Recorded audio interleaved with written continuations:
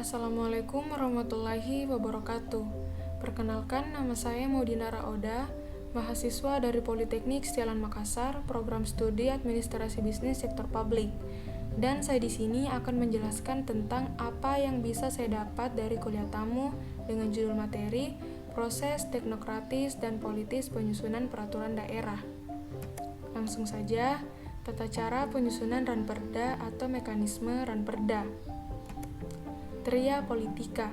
Jadi di Tria Politika itu ada 3 lembaga. Yang pertama lembaga legislatif, eksekutif, dan lembaga yudikatif. Jadi pertama yang akan saya jelaskan yaitu bagaimana atau apa yang dilakukan oleh DPRD. Jadi di DPRD itu ada 3 fungsi legislatif. Yang pertama ialah legislasi, yang kedua anggaran, dan yang ketiga pengawasan.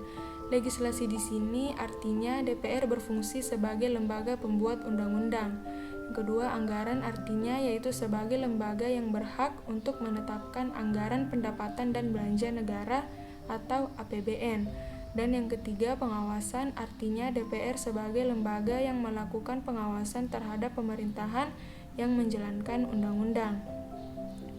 Nah, menurut PP nomor 12 tahun 2018 dulunya itu Badan Legislasi. Sekarang diganti dengan Bapemperda atau Badan Pembentukan Peraturan Daerah. Jadi di Bapemperda itu disitulah dibahas apa yang akan menjadi rancangan suatu perda yang ada di kabupaten kota maupun di provinsi. Selanjutnya pengertian dari Ranperda atau rancangan peraturan daerah merupakan tahapan kegiatan dalam rangka melaksanakan tugas dan tanggung jawab selaku lembaga penyelenggaraan negara di daerah untuk melaksanakan fungsi dan kewenangan pemerintah daerah. Jadi sebelum perencanaan suatu ranperda harus diawali atau memasukkan dalam Propemperda. Propemperda itu adalah program pembentukan daerah. Nah, ketika ingin memasukkan suatu ranperda, itu harus merupakan skala prioritas yang ada di kabupaten kota itu sendiri. Jadi pada saat penyusunan ranperda itu dimasukkan di dalam Propemperda atau program pembentukan peraturan daerah harus sebelum pembahasan anggaran pokok, di mana anggaran pokok yang dimaksud yaitu sebagai contoh penganggaran tahun 2021. Jadi sebelum pembentukan pada anggaran pokok ini harus memasukkan usulan.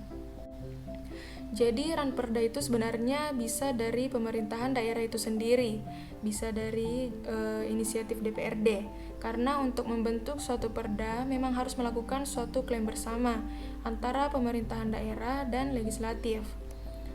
Nah, jadi perda adalah peraturan perundang-undangan yang dibentuk oleh DPRD provinsi dengan persetujuan bersama kepala daerah disadurkan dalam Undang-Undang Nomor 15 Tahun 2019 atau perubahan Undang-Undang Nomor 12 Tahun 2011. Dalam artian yang lain juga, perda adalah instrumen aturan yang diberikan kepada pemerintah daerah dalam rangka penyelenggaraan pemerintah daerah di masing-masing daerah otonom.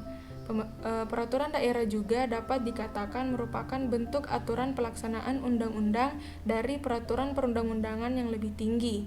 Jadi dalam pembentukan perda itu harus ada perundang-undangan yang lebih tinggi, entah itu Perpu, Perpres, undang-undang, dan lain-lain sebagainya. Jadi aturan kuat yang mengatur bahwa ranperda atau rancangan peraturan daerah harus dimasukkan di Propemperda terdapat di Undang-Undang Nomor 23 Tahun 2014 Pasal 239. Ketika sudah dimasukkan di Propemperda, Bapemperda mengelola ranperda tersebut. Jadi sebelum dijadikan ranperda harus mempunyai naskah akademik. Nah, pengertian naskah akademik itu adalah naskah hasil penelitian atau pengkajian hukum dan hasil penelitian lainnya terhadap suatu masalah tertentu yang dapat dipertanggungjawabkan secara ilmiah mengenai pengaturan masalah tersebut dalam suatu rancangan undang-undang, ranperda provinsi, atau ranperda kabupaten atau kota sebagai solusi terhadap permasalahan dan kebutuhan hukum masyarakat. Naskah akademik ini dibuat oleh lembaga yang mempunyai legitimasi. Setelah semuanya sudah lengkap, DPRD harus membuat yang namanya pansus atau panca khusus. yang akan membahas lebih lanjut lagi bagaimana Ranperda ini akan dijadikan perda.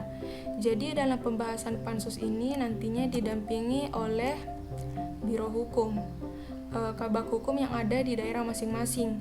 Jadi setelah dibahas di internal pansus langsung melakukan konsultasi di kabupaten kota atau provinsi yang mempunyai Ranperda yang akan diproses. Setelah hasilnya dikonsultasi, dikembalikan lagi ke pansus. Bagaimana caranya supaya Ranperda yang disusun di sebuah kabupaten tersebut disandingkan, diramu dengan baik dan dijadikan satu.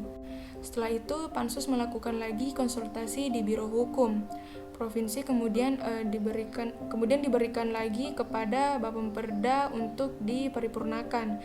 Sebelum diparipurnakan, anggota-anggota di DPRD harus melihat kembali Ranperda itu, kemudian diberikan ke pemerintah daerah. Jika sudah ada kesepakatan dari pemerintah daerah, kita lakukan paripurna atau persetujuan bersama antara pemerintah daerah dan legislatif. Nah, kalau sudah diparipurnakan, jadilah sebuah perda atau peraturan daerah. Rancangan dari peraturan daerah juga dapat diajukan oleh anggota DPR dan juga anggota komisi. Jadi kesimpulan yang bisa saya dapat ialah peraturan daerah, kabupaten atau kota disebut dalam pasal 1 angka 8 Undang-Undang Nomor 12 Tahun 2011 tentang pembentukan peraturan perundang-undangan, yakni peraturan daerah, kabupaten atau kota adalah peraturan perundang-undangan yang dibentuk oleh Dewan Perwakilan Rakyat Daerah atau DPRD kabupaten atau kota dengan persetujuan bersama bupati atau wali kota. Sekian dari apa yang telah saya jelaskan, kurang lebihnya mohon dimaafkan. Wassalamualaikum warahmatullahi wabarakatuh.